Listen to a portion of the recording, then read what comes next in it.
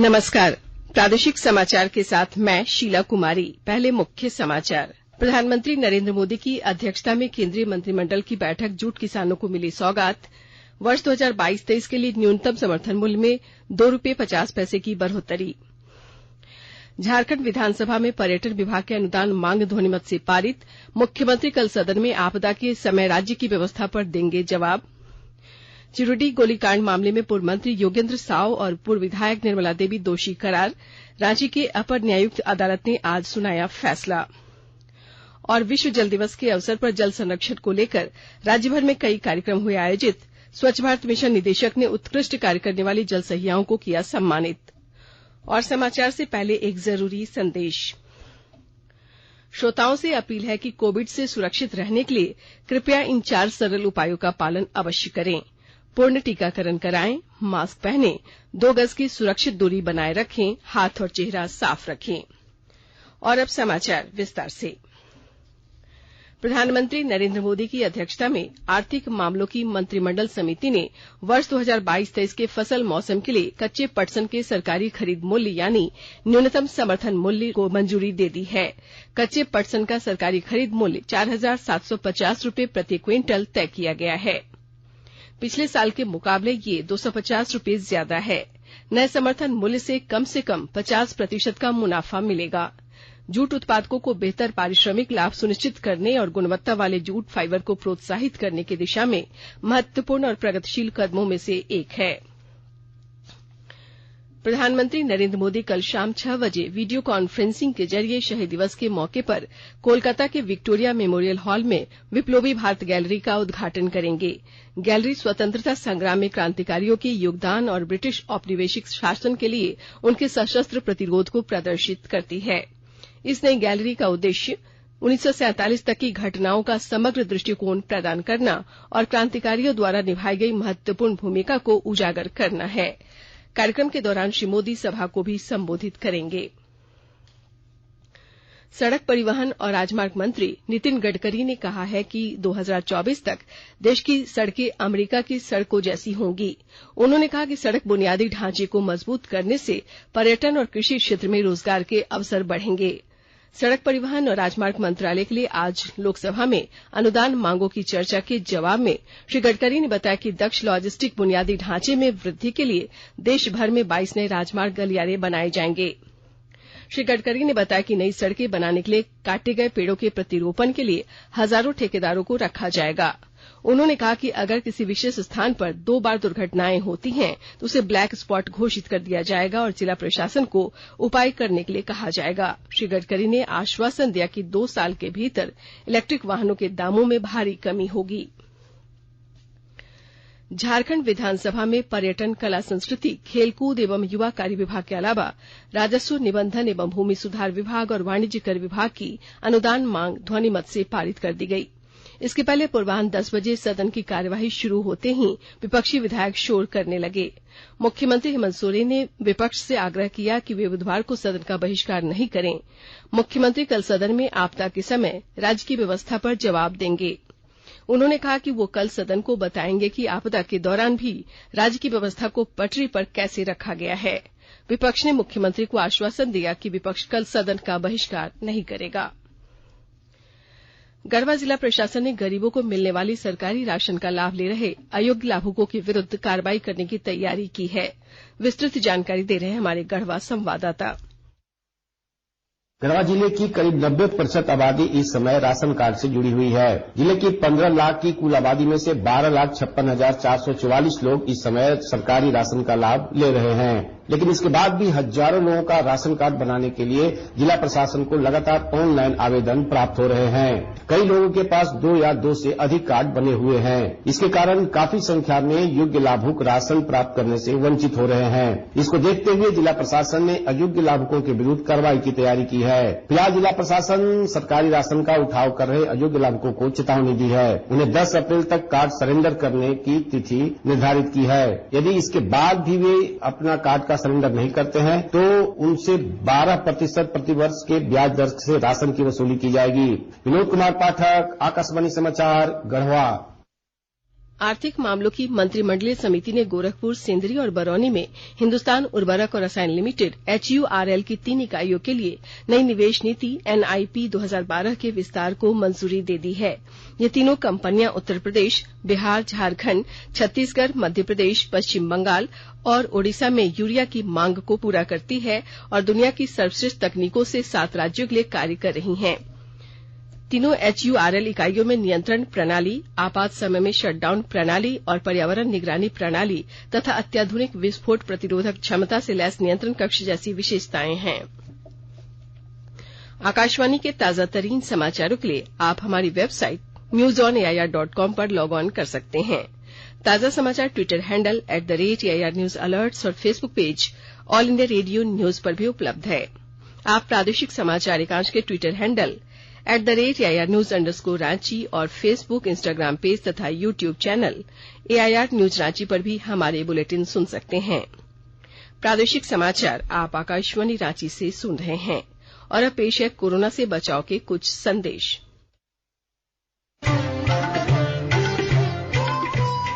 कोविड-19 से बचाव और सुरक्षित रहने के 3 उपाय।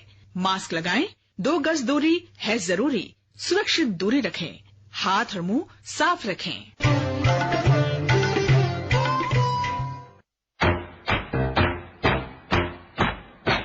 चलो मिलकर एक शुरुआत करें, चलो एक फैसला आज करें, मास्क नहीं तो टोकेंगे, कोरोना को रोकेंगे, चलो इस इरादा करते हैं, चलो कुछ वादा करते हैं, मास्क नहीं तो टोकेंगे, कोरोना को रोकेंगे।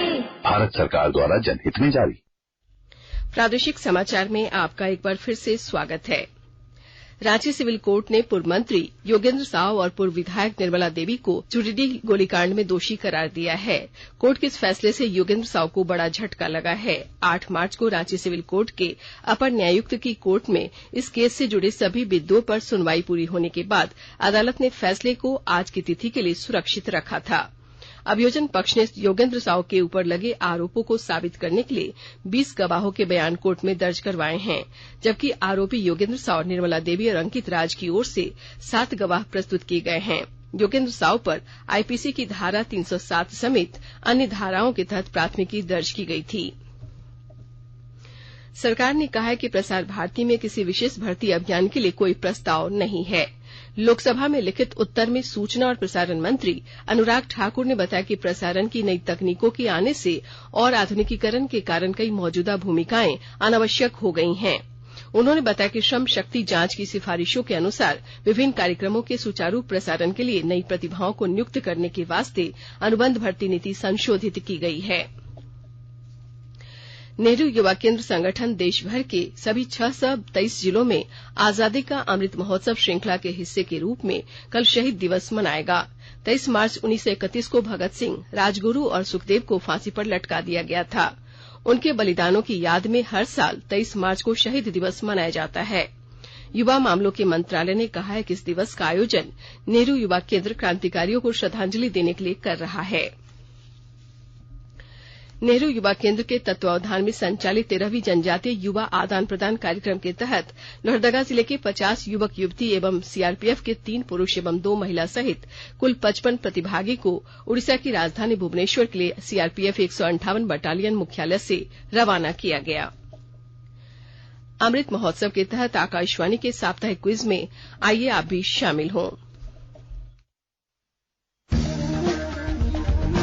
आजादी के 75 वर्षों का पर्व अमृत महोत्सव प्रत्येक बुधवार शाम 7 बजे प्रसारित होने वाले प्रादेशिक समाचार के दौरान पूछे गए प्रश्न का सही उत्तर देने वाले एक प्रतिभागी इनाम का हकदार होगा। इसके लिए सुनते रहें आकाशवाणी रांची का प्रसारण।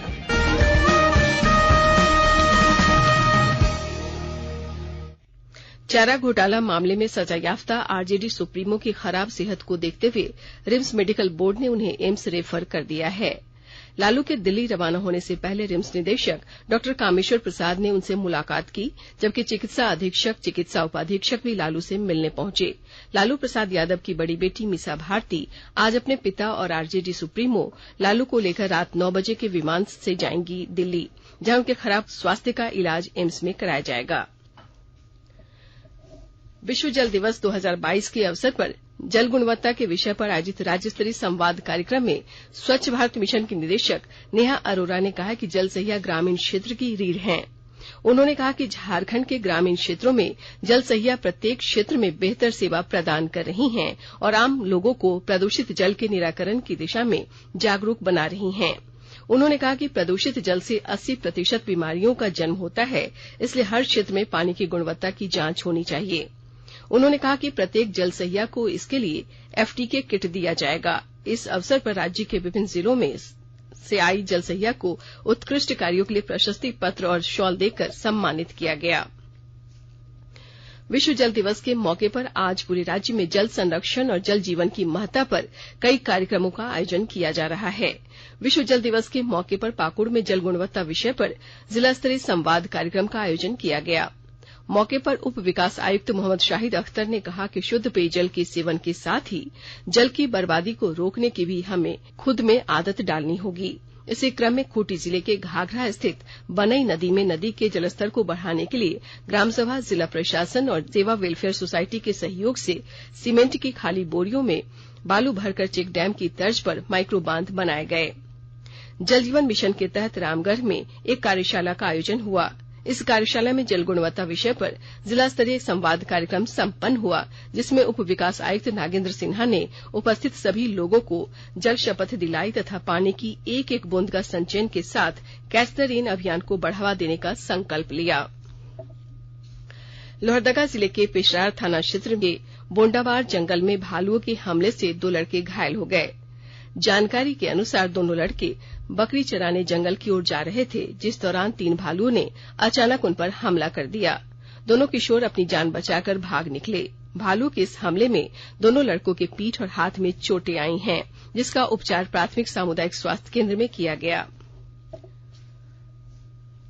अंत में मुख्य समाचार एक बार फिर। प्रधानमंत्री नरेंद्र मोदी की अध्यक्षता में केंद्रीय मंत्रिमंडल की बैठक जूट किसानों को मिली सौगात। वर्ष 2022-23 के लिए न्यूनतम समर्थन मूल्य में ₹2.50 की बढ़ोतरी। झारखंड विधानसभा में पर्यटन विभाग के अनुदान मांग ध्वनिमत से पारित। मुख्यमंत्री कल सदन में आपदा के समय राज्य की व्यवस्था पर देंगे जवाब। चिरडीह गोलीकांड मामले में पूर्व मंत्री योगेंद्र साव और पूर्व विधायक निर्मला देवी दोषी करार। रांची के अपर न्यायायुक्त अदालत ने आज सुनाया फैसला। और विश्व जल दिवस के अवसर पर जल संरक्षण को लेकर राज्य भर में कई कार्यक्रम हुए आयोजित। स्वच्छ भारत मिशन निदेशक ने उत्कृष्ट कार्य करने वाली जल सहियाओं को किया सम्मानित। इसके साथ ही आकाशवाणी रांची से प्रादेशिक समाचार का ये बुलेटिन समाप्त हुआ। नमस्कार।